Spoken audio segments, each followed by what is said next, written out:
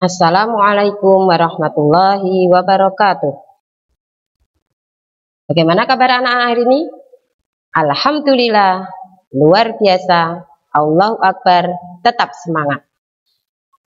Nah, kesempatan pagi hari ini kita akan belajar tematik muatan pelajaran IPA tentang perkembangbiakan tumbuhan bersama Ustazah Asih.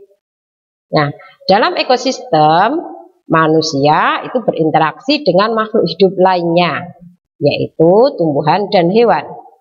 Berbagai jenis hewan dan tumbuhan dimanfaatkan manusia sebagai sumber pangan, sandang, dan papan.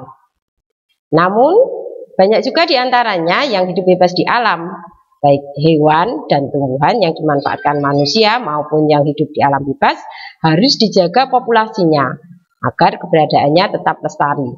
Nah, bagaimana cara hewan dan tumbuhan menjaga kelestarian jenisnya? Nah, makanya tumbuhan dan hewan berkembang biak.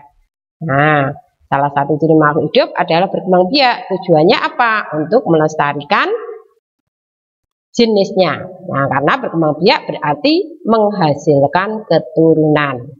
Nah, kita akan mempelajari perkembangbiakan tumbuhan. Nah, pada tumbuhan perkembangbiakan terbagi menjadi dua jenis, yaitu perkembangbiakan generatif dan perkembangbiakan vegetatif. Nah, kali ini kita mempelajari perkembangbiakan generatif. Apa itu perkembangbiakan generatif? Perkembangbiakan generatif adalah perkembangbiakan yang terjadi melalui peleburan sel kelamin jantan dan sel kelamin betina. Nah, pada tumbuhan itu alat perkembangbiakannya adalah bunga. Nah, ini bunga memiliki benang sari sebagai alat kelamin jantan dan putik sebagai alat kelamin betina. Nah, perhatikan bagian proses perkembangbiakan generatif ini. Nah, di sini serbuk sari jatuh ke kepala putik. Nah, inilah yang disebut sebagai peristiwa penyerbukan. Nah, selanjutnya terjadi peristiwa pembuahan, yaitu serbuk sari sebagai sel kelamin jantan melebur dengan sel telur sebagai sel kelamin betina. Nah, pembuahan ini menghasilkan zigot. Zigot akan tumbuh menjadi embrio atau tunas tumbuhan.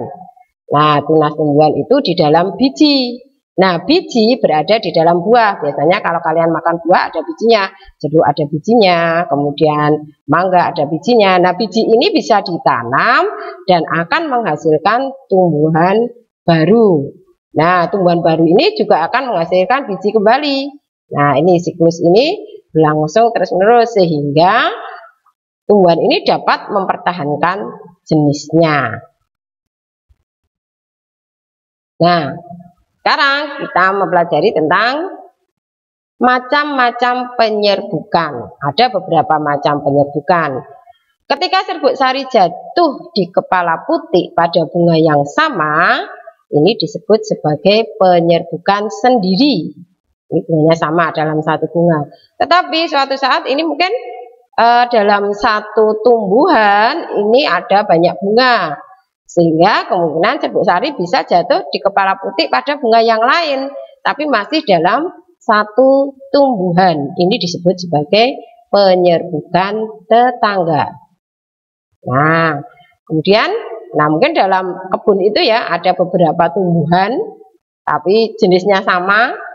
Nah, ini kemungkinan bisa terjadi penyerbukan silang, yaitu jatuhnya serbuk sari di kepala putik pada tumbuhan lain, ya, tumbuhan lain, tapi masih sejenis.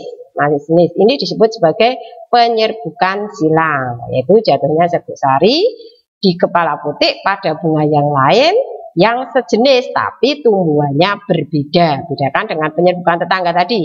Penyerbukan tetangga bunganya sama, bunganya berbeda, tetapi satu tumbuhan. Kalau penyerbukan silang, tumbuhannya berbeda, bunganya masih sejenis. Nah, kemudian yang keempat ada penyerbukan bastar, yaitu ketika serbuk sari jatuh di kepala putik pada bunga yang berasal dari tumbuhan berbeda varietasnya. Nah, ini digambarkan bunganya berbeda. Nah, ini mungkin varietas A, ini varietas B, mungkin lebih unggul B atau lebih unggul A. Nah, ini berbeda varietasnya.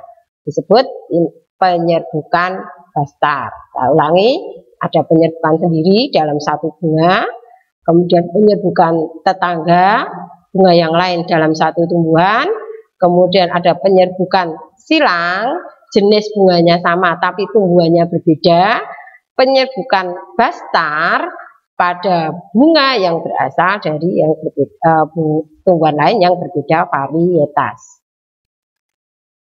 Nah, kemungkinan penyerbukan ini tidak hanya sendiri ya, mungkin dibantu oleh hewan. Nah, salah satunya di sini ada lebah. Lebah itu dapat membantu penyerbukan bunga. Nah, mungkin silakan nanti kalian coba mencari hewan-hewan yang dapat membantu penyerbukan bunga.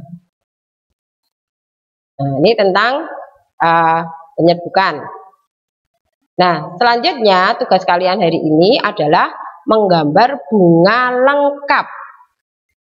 Bunga lengkap yang bagaimana? Bunga lengkap itu adalah bunga yang bagian-bagiannya lengkap. Ada mahkota, ada kepala sari, ada tangkai sari, bakal biji, kelopak, kepala putih, benang sari, dan sebagainya.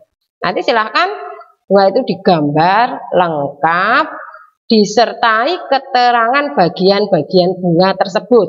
Nah, ini digambarnya pada buku gambar, disertai dengan keterangannya.